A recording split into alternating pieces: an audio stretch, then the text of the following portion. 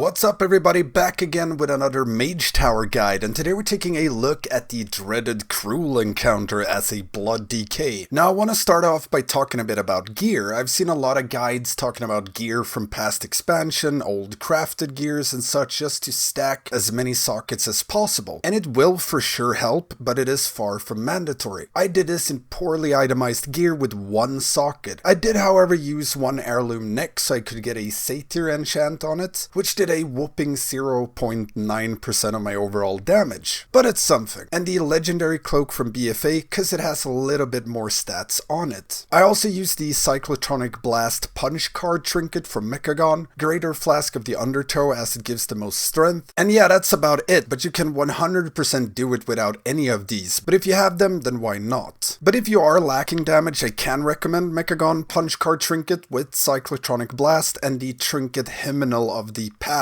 from a Bastion world quest, as they do deal a ton of damage. Other than that, keep in mind that your Covenant abilities and conduits don't work here, and neither does any legendary effect. Now with that out of the way, let's talk talents instead. Nothing super funky here. Blood Drinker for damage, Hemostasis, there's a lot of ads, so a lot of single target damage and healing from this. Relish in Blood or Blood Tap, whichever works better for you. Will of the Necropolis, Grip of the Dead for the slow, Voracious mostly for the leech, and due to the fact that bloodworms die easily here, so less value from them. And lastly, Bone Storm, it helps a lot with killing ads, and the healing is great. Now with that said, let's go over the fight instead, starting with the main mechanics. Now if you already know how the mechanics work, just skip ahead a bit. Main goal is to defeat the two bosses without Velen or Corvo dying. Velen will smite a bit and spawn orbs every 30 seconds that will last for 2 minutes on the ground before they despawn, and you can have up to 4 of them on the ground at the same time. Now if you step on one of these, you, Velen and Corvo will instantly get full health, and all enemies will be blinded / disoriented for a few seconds, so it is extremely useful. However, you want to use as few of them as possible in phase 1 so that you can start phase 2 with 3 or 4 of them up to make phase 2 easier. But like I said, as an extra lifeline to get some breathing room or get out of a dicey situation, they should for sure be used in phase 1 as well. But let's start with phase 1, which is Inquisitor Varys. Boss itself has an aura or on-ground effect around it that reduces your max HP or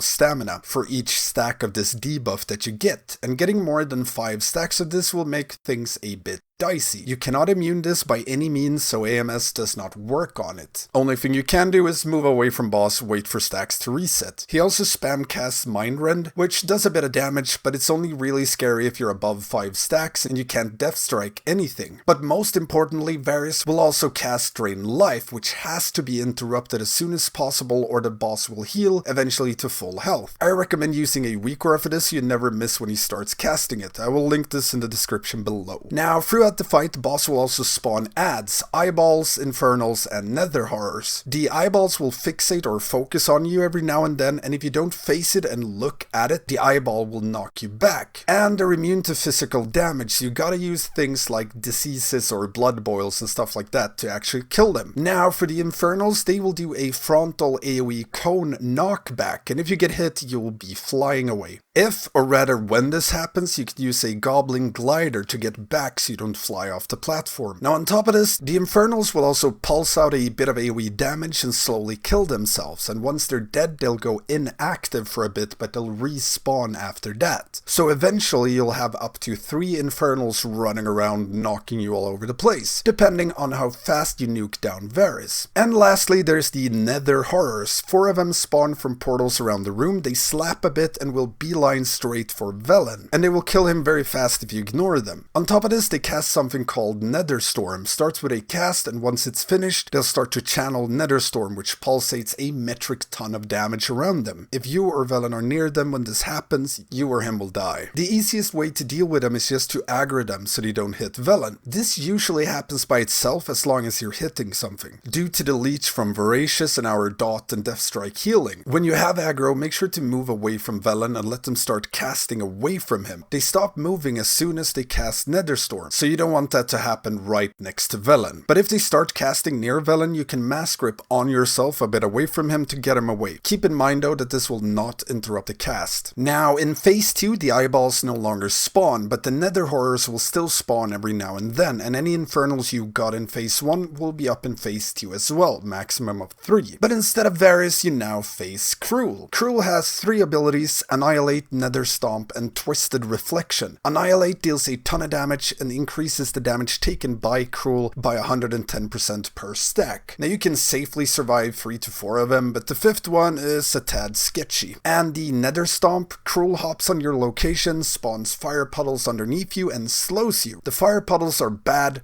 real bad, does a ton of damage, so you want to move out of it fast. And Twisted Reflection, if this cast goes off, any damage you do to Kruul heals him for 5% for 45 seconds. So yeah, do not forget to interrupt it. Now on top of this, every now and then beams will spawn at the edge of the platform and travel across. Now if you get hit, you take a bit of damage, but they also drag you with them, but you can move through them. And Depth's Advance cancels the drag pushback effect, so the beams do nothing. Now with that out of the way, let's break down phase 1. First of all, you can approach this in 2 ways. Either you try to rush down Varys to get as few infernals as possible, so you don't have to dodge 3 of them in phase 2. And you don't have to stay as long in phase 1, reducing the chance of brain farts really. However, it means blowing combat pot and possibly drums in phase 1 to do so, and you do play phase 1 a bit riskier because of it, as you want to min-max uptime on Varys, always being on high stacks and all of that. Or you can take it slow and steady, deal with phase 1 for a bit longer, and dodge an additional infernal in phase 2. But you have access to drums and combat pot for it, making phase 2 a lot shorter and less of a headache. Tried both ways on my DK, slow and steady. Phase 1 took a long time, but phase 2 was a joke. And then I tried with combat pot and drums, almost beat the 3rd infernal, but I played like crap that try, so it's for sure doable. But phase 2 got a lot more annoying and took way longer when I didn't have pot and drums for it. So I've tried both. I tend to go for the more slow approach, as I like dealing with Kruul as fast as possible,